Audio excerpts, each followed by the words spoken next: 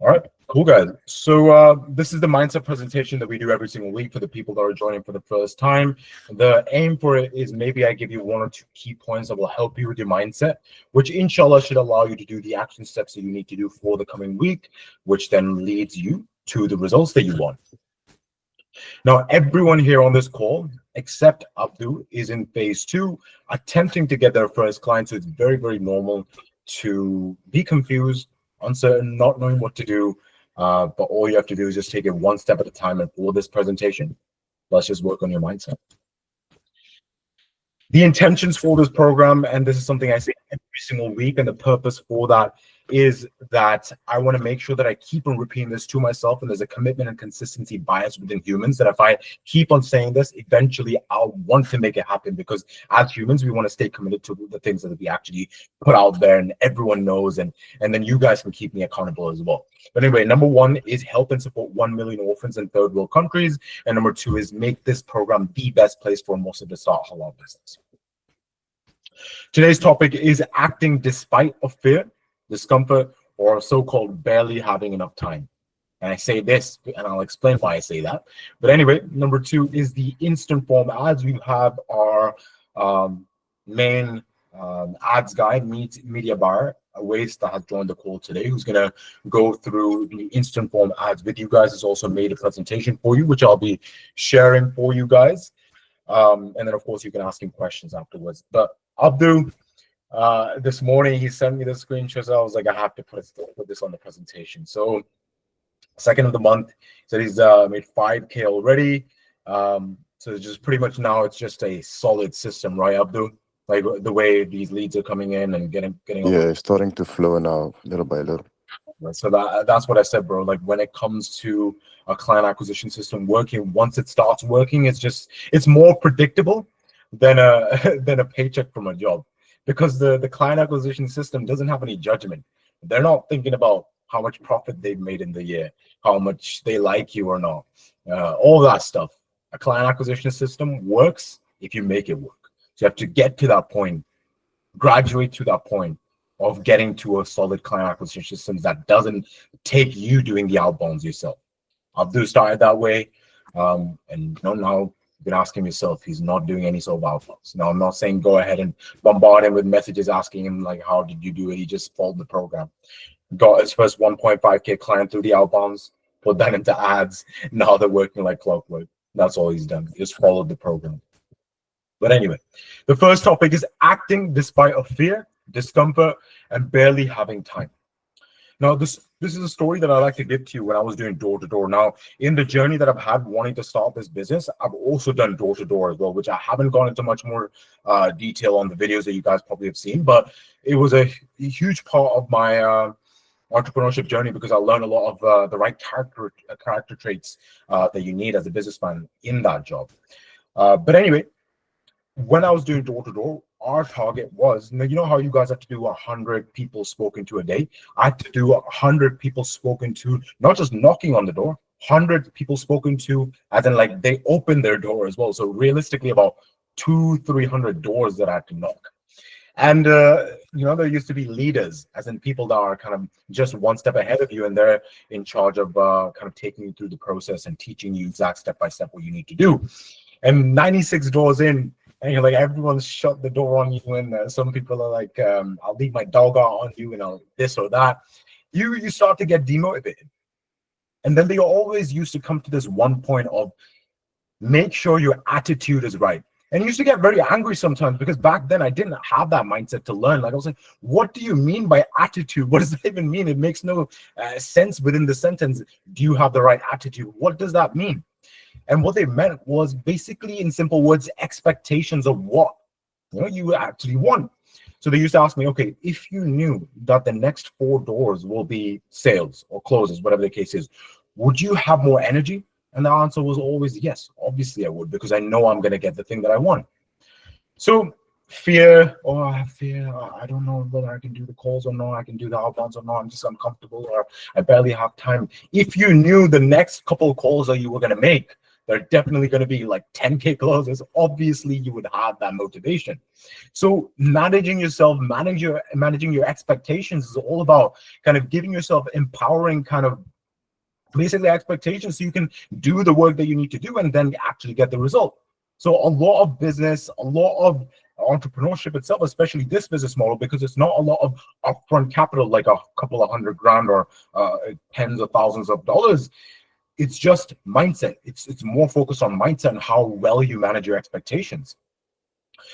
Here's a book that I'm reading from Price Pritchett. It's a guy that wrote U Squared. I've talked about this, and I really, really recommend you guys reading that book, U Squared. It's a classic book about expectations and making huge leaps rather than incremental steps, because it allows you to get to your goals much faster. But anyway, he says that there have been studies done that it's more important to not think negative than thinking positive. So they're not on either end of this of the spectrum. It's completely different things. It's more important to not think negative than think positive. Just like the monkey trap example. You know, when people or hunters wanna catch monkeys, what they do is they leave a banana, a small fruit, whatever the case is, near like a trap. And what that does is when their hand goes onto the banana, it's just stuck there. And what the hunter does is that it knows that the monkey will never let go of this banana. He wants it no matter what. Even if it's stuck, he'll do whatever it takes to hold on to it, not leave it. Even though he knows he can see the hunter coming towards it, he knows it's going to be caught, but it doesn't want to leave it. I want to hold on to this. This is us, this animal type behavior, animal type of thinking that I'm not going to leave behind what I think to be true.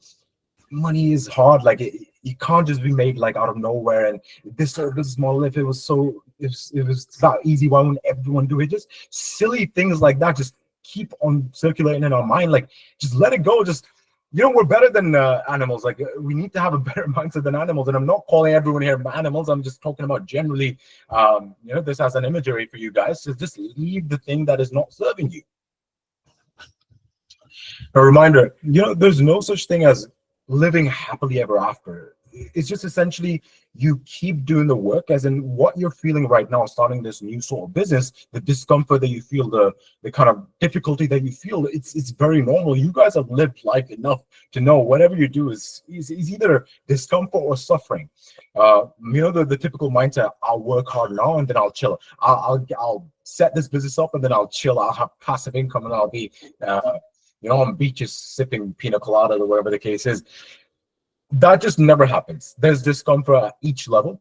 You're either growing or dying in life. Even with Iman, you're either growing it or it's dying. And if you grow something, there's general discomfort.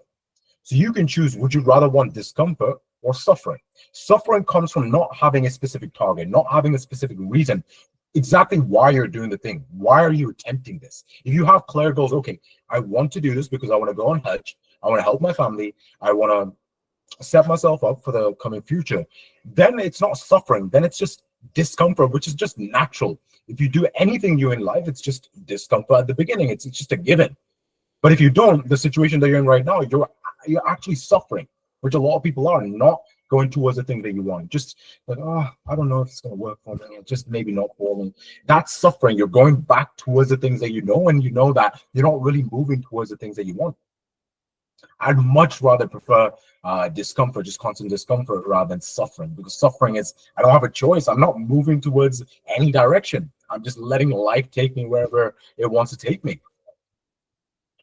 Now, you know, when people say, hey, this is not natural for me to do the 200-hour bounds, or you know, to use the systems to get my first client, it's just not natural to me speaking to people or doing the calls or using the other outbound systems that I've given to you.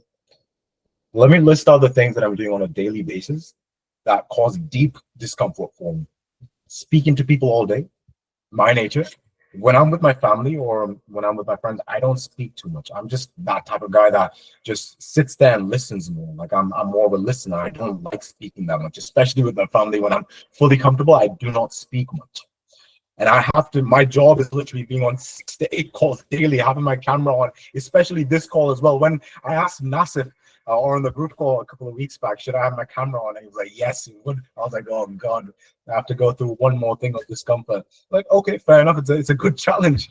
But yeah, like, you know, all of these things are really uncomfortable for me. For the Canadians, I'm spending $22,000 every single month on ads.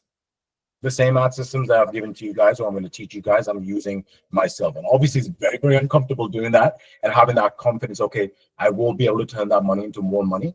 All of that is very uncomfortable for me, but I just get it done anyway because I'd rather be uncomfortable than suffer. And I hate that I'm talking about all this wishy-washy, typical mindset stuff, but I just have to do it. But if I was gonna be completely myself with you guys, when you say things like it's not natural for me or it's difficult for me, I would have been like, if I had the permission to be completely myself, I would have just said, hey, congratulations, let's get it done anyway. This is the way. This is me attempting to maybe appeal to your logic, or maybe phrase things in a way where it really sits well with you and then allows you to take the action. But if it was me giving advice to myself or someone very, very close to me, I would have been like, okay, great, you're uncomfortable, let's get it done anyway. Like, what do you want me to say? That's the sort of mindset that I have personally. I would just get it done anyway, because I know the other option is suffering. Suffering is you not moving towards anything. I'd rather go through the natural system of life, attempting things, you growing, and suffering. Yeah, exactly. Abdu, he's from Montreal, so his first language, not first language, or maybe second language, would be French, and he is obviously more comfortable speaking French. But ads, you can't exactly control who comes to you. So now he has to kind of tailor his speech the way he runs those calls, and has to do it in English. And majority of his clients are in English. Um, so just one of those things, guys. Like, if you're going to start this business, which is predominantly focused on mindset, you're just gonna have to get used to being just uncomfortable. It's that or suffering. Does this make sense? Like, did this actually make sense to people? Please drop a 1 in the chat if it did, 2 if it didn't, and maybe I could go through the stuff again. Okay, cool. I see 1's coming in. Okay, perfect. I see enough 1s to move on to the next step. But you guys are probably also thinking, but awesome. What do I actually do now? Like how do I guarantee results within the next? Simple answer would be just do the action steps. Just do the program. Wallahi, guys, I can say from the bottom of my heart, like, everything that I've given to you, wallahi, I truly, truly, truly believe that if you just followed it exactly as it is, there's no reason why you won't get the results. You have to be that person. Wallahi, I've used exactly the same things that I've given to you guys. Nothing that I've given to you guys is not what I've used. All the offer statements work. I know the market wants it. All the outbound systems work, and especially the DM ad funnel that Abdul's using, I have used for a very, very long time alongside others as well. And we're also going to talk about instant form ads with Awais now. But I just want to say, guys, just become the person that can make this stuff work, because I promise you, this is one of the most life-changing business models if you're the person that can make it work. Now, let's talk about the instant form ads. Awais, can you unmute yourself, please? Yeah, I can hear you. Perfect, brother. So, do you want to share your screen, or should I share the screen with the presentation? I think it would be nice. I can share. You want to share it? Okay, good. Yeah. All right. I've stopped sharing. Let me know if it lets you. Okay. You can see it? Yeah. Okay. So, hello everyone, and good morning. And I am talking. Let me talk about the instant form. So, let me introduce myself first. So, basically, I am Awais, and I have been working from last 4 to 5 years in Meta Ads, and I work with almost 250 plus businesses in all over the world. So today the topic I am gonna talk about is the Facebook instant forms, and I will this is a short presentation, and I will explore and we will explore about what exactly instant forms are, and how agencies use them, and what the leads look like, and in the end we will see the results that we can achieve through the Facebook instant forms. So let's start it. First of all, what are the instant forms ads?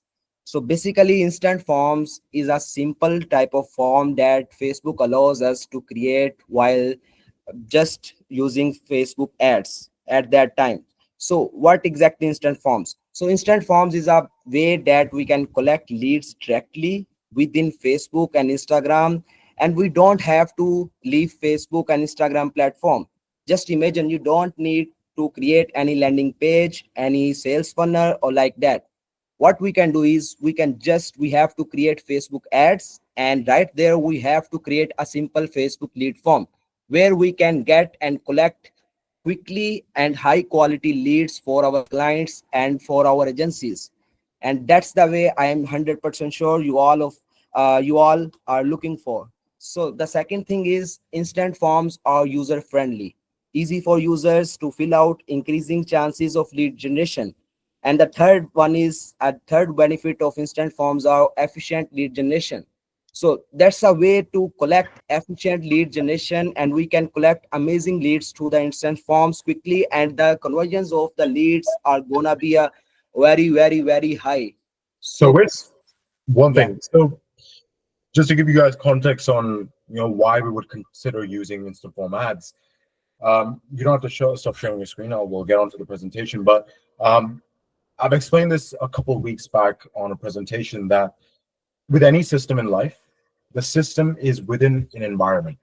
Right now, the outbound systems that you have, for example, whether it's the LinkedIn one or the Instagram one or even the calling, each system is within an environment. Now, the environment are the leads that you're actually calling or reaching out to using the outbound systems.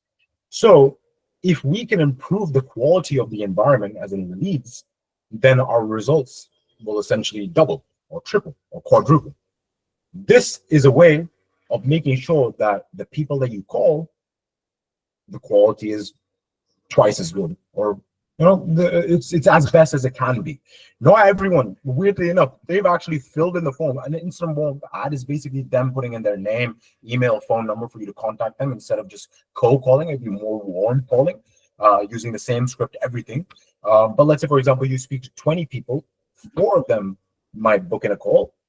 Out of those four, one of them might become a client. So it can be very effective because they're the ones signing up. You don't need a website. You don't need a landing page, any funnel. It's simply just them seeing the ad that a Waze can set up for you, putting their name and putting their phone number for you to reach out to them.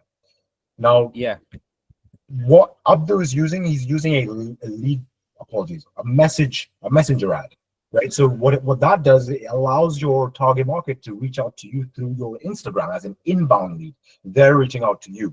That's also effective, but it really does vary. The results do vary between the niches.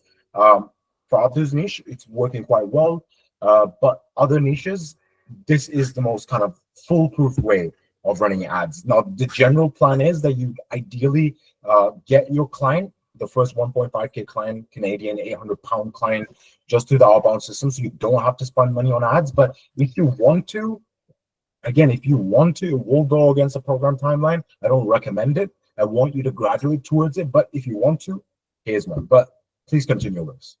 okay. So there's a difference between cold calling or instant forms. So if because of course we all know about the cold calling. So if you are just doing cold call, so we all know about the conversion rate, because people are not more interested as compared to the instant forms. Because when we use our money, so I am not saying that we are you all guys have to use the instant forms.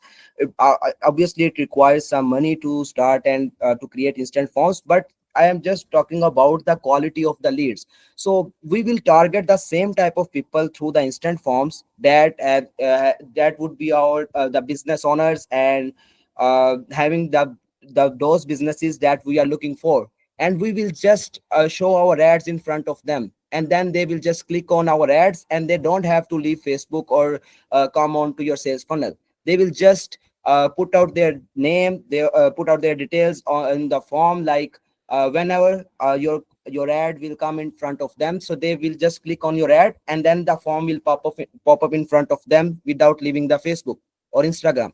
So the form that will come in front of them, so they just have to put out their details, like their phone number, their name, their email, and that's it. And then you will get the lead in the Excel sheet or in a very effective a lead generation funnel, then you can just contact them according to their details. So just look at their quality of the lead, So because they are if you can go on to the section where you showed me the results for, near the end, it was yes, these are the results. these. So basically, what you guys see in front of you are like a couple of examples of lead form ads. Now, for people that don't have an idea, wait, if you just scroll down a bit.